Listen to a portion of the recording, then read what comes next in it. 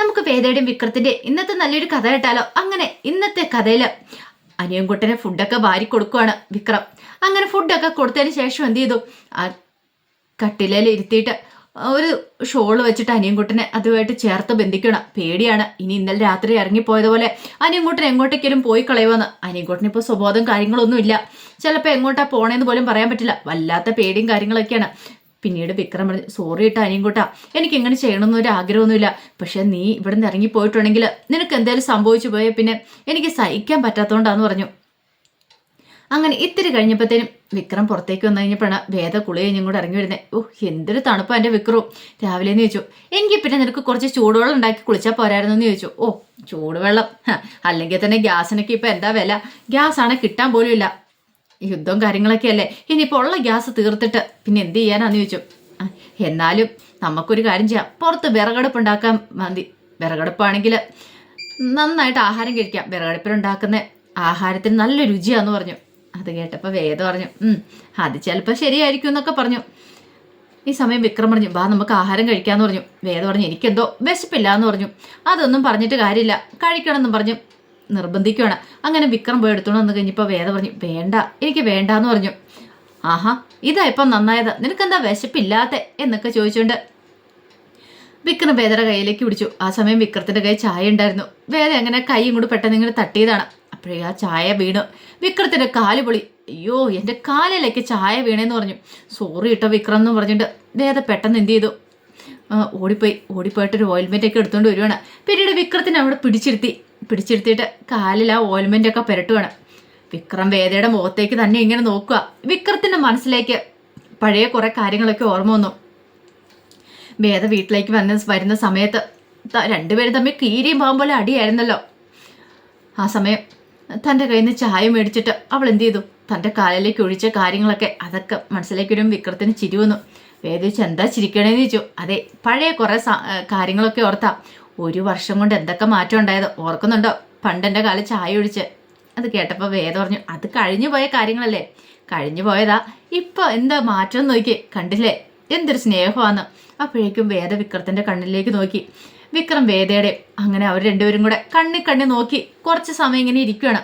പിന്നീട് വിക്രം വേദ ഉമ്മ വെക്കാനായിട്ട് ഇങ്ങോട്ട് വരുവാണ്. അങ്ങനെ രണ്ടുപേരും പരസ്പരം അടുത്ത് വന്നു കഴിഞ്ഞപ്പോഴത്തേനും വേണം ജീപ്പിൻ്റെ ഹോണടി ശബ്ദം കേട്ടെ. രണ്ടുപേരും ഞെട്ടി വന്നു. 2-3 വട്ടം ഹോണടിക്കുകയാണ്. പെട്ടെന്ന് വേദയും വിക്രവും കൂടെ പുറത്തേക്ക് ഇറങ്ങി വന്നു. ഗീവർഗീസ് ആയിരുന്നു. രണ്ടുപേരും കൂടെ ഉണ്ടായിരുന്നല്ലോ അല്ലേ?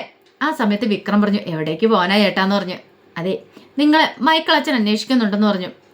അന്നൊരു കാര്യം ചെയ്യാം, ഞാൻ ഇപ്പം തന്നെ റെഡിയായിട്ട് വരാമെന്ന് പറഞ്ഞു. ഒരാൾ മാത്രമല്ല, നിങ്ങൾ എല്ലാവരും വരണം, ഈ വീട്ടിലുള്ള എല്ലാവരും വരണം. പിന്നെ ആ വയ്യാത്ത ചെക്കനില്ലേ അവനെ കൊണ്ടുവരണമെന്ന് പറഞ്ഞു. അച്ഛൻ പ്രത്യേകം പറഞ്ഞിട്ടുണ്ടെന്ന് പറഞ്ഞു. അല്ല എന്താ ചേട്ടാ കാര്യം എന്താന്ന് ചോദിച്ചു. എന്താണെന്ന് എന്നോട് പറഞ്ഞിട്ടില്ല.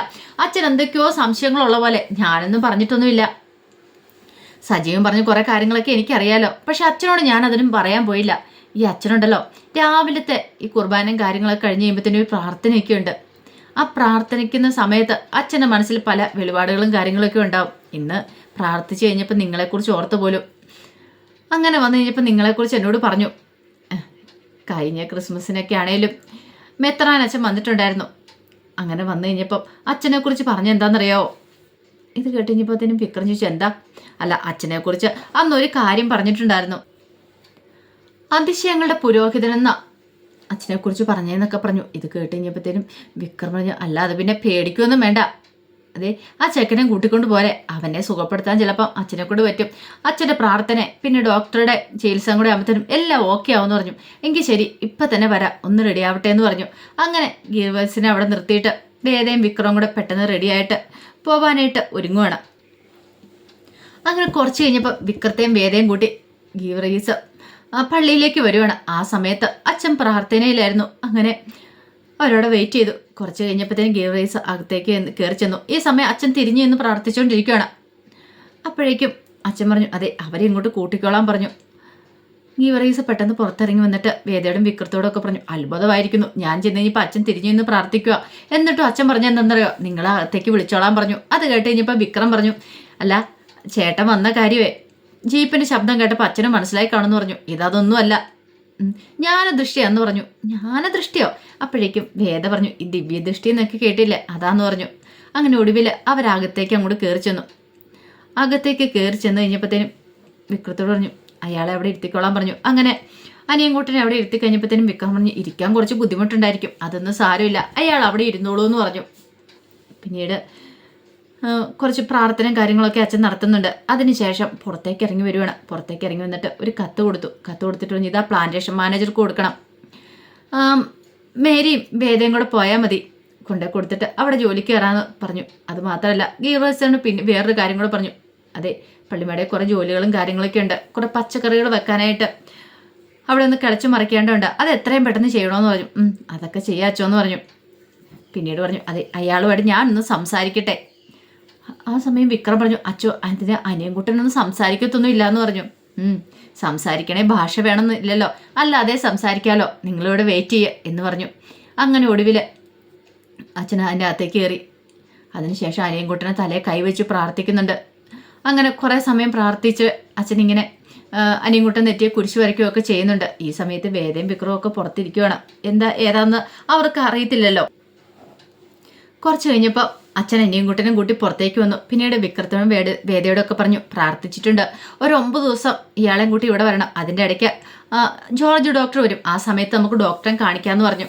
ഇയാളുടെ അസുഖമൊക്കെ ഭേദമാകും, എനിക്ക് ഉറപ്പുണ്ടെന്ന് അച്ഛന് പറയുവാണ്. അങ്ങനെ സന്തോഷത്തോടിട്ട് അവർ പോരുന്നത്. അപ്പോൾ കത്തൊക്കെ കൊടുത്തിട്ടുണ്ടായിരുന്നു വേദയ്ക്ക്. ആ കത്ത് കൊണ്ട് പ്ലാന്റേഷൻ മാനേജർക്ക് കൊടുക്കണമെന്നാണ് അച്ഛൻ പറഞ്ഞത്. ഒടുവിൽ മേരിയുടെ കൂടെ വേദ അങ്ങോട്ട് പോകണം പ്ലാന്റേഷൻ മാനേജർക്ക് കത്ത് കൊടുക്കാനായിട്ട്. ഈ സമയത്ത് മേരി പറഞ്ഞു, ഒരു കാര്യം ചെയ്യാം, കൊച്ചു വിടുന്നു, ഞാൻ കൊണ്ടേ കൊടുത്തിട്ട് വരാമെന്ന് പറഞ്ഞു. അങ്ങനെ മേരി നേരെ പ്ലാന്റേഷൻ മാനേജർ അടുത്തേക്ക് ചെല്ലുവാണ്. ഈ സമയത്ത് അയാൾ ചോദിച്ചു, അല്ല മേരി ജോലിക്ക് ഇറങ്ങിയില്ലെന്ന് ചോദിച്ചു. ഇറങ്ങാൻ പോവാ സാറേ, ഇനി എപ്പോഴാണ് ഇറങ്ങണേ? ദേ വൈകുന്നേരം തൂക്കം കുറവാണെങ്കിലുണ്ടല്ലോ എൻ്റെ സാറേ, എപ്പോഴെങ്കിലും മേരി തൂക്കിയിട്ട് തൂക്കം കുറവ് വന്നിട്ടുണ്ടോ? ഒരു 10 കിലോ കൂടുതലല്ലേ എടുത്തിട്ടുള്ളൂ. ശരി ഇപ്പം എന്താ? അത് പിന്നെ ഒരു കത്ത് തന്നിട്ടുണ്ട്. ആര്? മൈക്കിളച്ഛനാന്ന് പറഞ്ഞു. അങ്ങനെ വായിച്ച് നോക്കിയിട്ട് ചോദിച്ചു, ഈ അച്ഛനിത് എന്തിൻ്റെ സൂക്കേടാന്ന് ചോദിച്ചു. എന്താ? അല്ല അച്ഛൻ എന്തിനാ ഈ വേണ്ടാത്ത വയ്യാവേലിയൊക്കെ പിടിക്കണേ, ഇതിൻ്റെ ആവശ്യം എന്താന്ന് ചോദിച്ചു. അത് പിന്നെ അത്ര അത്യാവശ്യമായിട്ടാ എന്ന് പറഞ്ഞു. എന്താണെങ്കിലും പെട്ടെന്ന് അങ്ങനെ ഇവിടെ ആളെ എടുക്കാൻ പറ്റില്ല എന്നുള്ള കാര്യം അറിയാലോ, അങ്ങനെ ഇടയ്ക്കൊന്നും ആളെ എടുക്കാൻ പറ്റില്ല, അതിന് കുറച്ച് പ്രൊസീജിയേഴ്സും കാര്യങ്ങളൊക്കെ ഉണ്ടെന്ന് പറഞ്ഞു. മേരി പറഞ്ഞു, അയ്യോ അങ്ങനൊന്നും പറയില്ല സാറേ. എന്നിട്ട് ആളെന്തേന്ന് ചോദിച്ചു. അപ്പുറം നിൽപ്പുണ്ട്, എങ്കിൽ വിളിച്ചുകൊണ്ട് വരാൻ പറഞ്ഞു. ഒടുവിൽ വേദയും കൂട്ടിക്കൊണ്ട് മേരി അങ്ങോട്ട് വരുവാണ്. ആ സമയത്ത് മാനേജർ നോക്കുവാണ്, വേദയെ നന്നായിട്ട് അടിമുടിയൊന്ന് നോക്കി. അങ്ങനെ അവർ വന്നു കഴിഞ്ഞപ്പോഴത്തേനും വേദയോട് ചോദിച്ചു, പേരെന്താന്ന് ചോദിച്ചു. വേദയാന്ന് പറഞ്ഞു. അല്ല ഇവിടെ എവിടെ വന്ന എങ്ങനെയാന്നൊക്കെ ചോദിക്കുകയാണ്. വേദയ്ക്ക് അതിന് പ്രത്യേകിച്ച് മറുപടിയും കാര്യങ്ങളൊന്നും ഉണ്ടായിരുന്നില്ല, എന്ത് പറയണമെന്ന് അറിയണ്ടായിരുന്നില്ല. അതിനുശേഷം മേരിയോട് ചോദിച്ചു, അല്ല കണ്ടിട്ട് വെയിലും മഴയൊന്നും കൊള്ളാത്ത ജാതിയാന്ന് തോന്നല്ലോ, ഇതൊക്കെ ചെയ്യുന്ന പണിയാണോ? അയ്യോ സാറ് 2-3 ദിവസം കൊണ്ട് ആൾ തൂക്കമൊക്കെ ആയിക്കോളും, ആ കാര്യം ഓർത്ത് സാറ് പേടിക്കണ്ടെന്ന് പറഞ്ഞു. അങ്ങനെയൊക്കെ പറയും. അല്ല ഇതിനു മുമ്പ് എവിടെയെങ്കിലും ജോലി ചെയ്തിട്ടുണ്ടോ? കണ്ടിട്ട് ആ ലക്ഷണമൊന്നും കാണുന്നില്ലോ എന്ന് പറഞ്ഞു. വേദ പറഞ്ഞു, ഉണ്ട്. എവിടെ? കോടതിയിലോ? അല്ല കോടതിയുടെ അവിടെ അടുത്ത്. കോടതിയുടെ അവിടെ അടുത്തോ? അതൊരു വക്കീൽ ഓഫീസിൽ സ്വീപ്പറായിട്ട്. വക്കീൽ ഓഫീസിൽ? ഏത് വക്കീൽ ഓഫീസിൽ? എവിടത്തെ? കൊല്ലത്ത് ഏത് വക്കീൽ ഓഫീസിൽ? ആറ്റിങ്ങിലോ? എവിടെയെങ്കിലും ഒന്ന് ഉറപ്പിച്ച് പറ. അതെ ആറ്റിങ്ങിലാന്ന് പറഞ്ഞു. ഏത് വക്കീൽ ഓഫീസ്? വക്കീലിൻ്റെ പേരെന്താ? തോമസ് വക്കീൽ എന്ന് പറഞ്ഞു. സ്വീപ്പറായിട്ടാ. പിന്നെന്താ ഇങ്ങോട്ടേക്ക് പോകുന്നതെന്ന് ചോദിച്ചു അവിടുന്ന്. അത് കേട്ട് കഴിഞ്ഞപ്പം മേരി പറഞ്ഞു, എൻ്റെ സാറേ പ്രേമം പൂത്തൊലഞ്ഞിട്ടുണ്ട്, പിന്നെ എന്ത് ചെയ്യാൻ പറ്റുമെന്ന് ചോദിച്ചു. ഓ അപ്പം അങ്ങനെ വരട്ടെ, അപ്പം പ്രണയ നായികയല്ലേന്ന് ചോദിച്ചു. ആ സമയത്ത് മേരി ഒരു പാട്ട് പാടുവാണ്. പാട്ട് പാടിയിട്ട് പറഞ്ഞു, സാറേ പ്രേമം പൂത്തു കഴിഞ്ഞാൽ പിന്നെ കണ്ണ് അതൊന്നും കാണാൻ കേൾക്കത്തൊന്നുമില്ല, പിന്നെ അതിൻ്റെ പിന്നാലെ തന്നെയായിരിക്കും. അങ്ങനെ പ്രേമിച്ചു വന്നാ നടക്കട്ടെ, അറിയാലോ, വേറൊന്നും വേണ്ട, കൃത്യം ഇവിടെ തൂക്കം കാര്യങ്ങളൊക്കെ കിട്ടിയിരിക്കണം എന്ന് പറഞ്ഞു. വൈകുന്നേരം ആകുമ്പത്തേനും എത്രയും പെട്ടെന്ന് തന്നെ ജോലി പഠിക്കുക എന്നൊക്കെ കുറേ ഉപദേശങ്ങൾ കൊടുക്കുന്നുണ്ട്, ചെല്ലാൻ പറഞ്ഞു. അങ്ങനെ എന്ത് ചെയ്തു?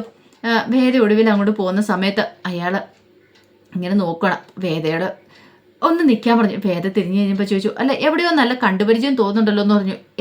ഇല്ല ഞാനിവിടെ ആദ്യമാണെന്ന് പറഞ്ഞു. ശരിയെന്ന് പറഞ്ഞു. വേദയ്ക്ക് നല്ല ടെൻഷൻ ഉണ്ടായിരുന്നു, എങ്ങാനും ഇനി കള്ളത്തരം പിടികൂടുവോ എന്നൊരു ചിന്ത മനസ്സിലുണ്ടായിരുന്നു. അപ്പോൾ അതിൻ്റെ വിശേഷങ്ങളൊക്കെ നമ്മളിന്ന് കാണുന്നത്. ഇതിൻ്റെ ബാക്കി വിശേഷങ്ങളുമായിട്ട് വൈകുന്നേരത്തെ പ്രൊമോയി വരാട്ടോ. ഒരിക്കൽ കൂടി എല്ലാവർക്കും ശുഭദിനം നേർന്നുകൊണ്ട് നിർത്തുന്നു. നന്ദി.